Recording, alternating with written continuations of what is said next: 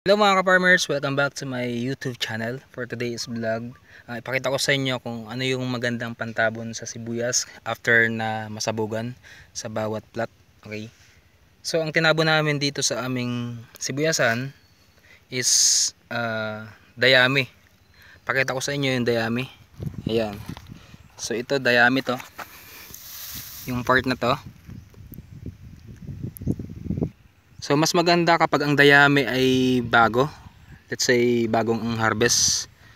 Yan, medyo maganda pa. Pero ito talagang lumang-luma na yung dayami namin. So kumbaga ano na siya, lantay-lantay na. Pero okay na rin kung wala talagang dayami, pwede nang pagtiyagaan. Yan. So ganyan yung style niya. So konti lang, matabunan lang yung mga pinunla na buto. Ayan. Sa bawat plot meron dayami.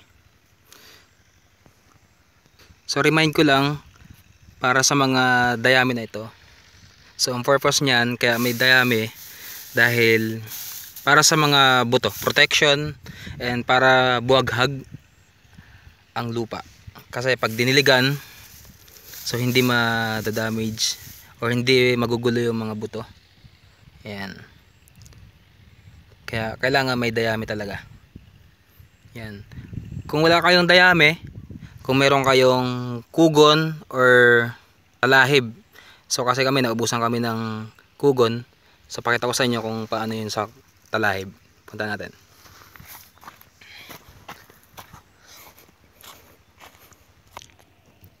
So yan, talahib po yan. So kagandahan sa talahib, konting dakot lang. Dakotin mo lang dito. Kuha na yan lahat. So maluwang yung sakop niya. Yan. So kagandahan sa talahib, kapag nagdilig ka sa unang araw ng pagpupunla mo, so diretso agad ng baba ang tubig. Unlike sa dayami, na-absorb pa siya ng dayami. So ilang dilig talaga, lagadera, bago matapos yung diligin mo. So medyo matakaw sa tubig kapag dayami. Yan. Kaya kung meron kayong talahib, so mas okay din to. Pati mas mabilis magtanggal ng talahib dito sa punlaan mo. Kasi malaki yung ano niya eh. Let's say ito. Damputin natin. Isang ganyan lang, maluwang na yung ano niya. So sa kabila, ganun din. Takotin mo lang to. Ito.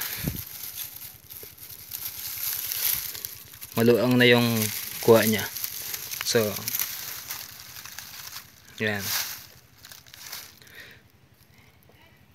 So yan mga farmers, kapag mga 6 days na, pwede mo nang tanggalin yung tabon. Kasi ganito na yung punla. Ganyan kataas. Yan. Itong talas nito, itatabi na yan dun sa gilid. Tambak na yan dito. So yung mga talahib namin. Yan.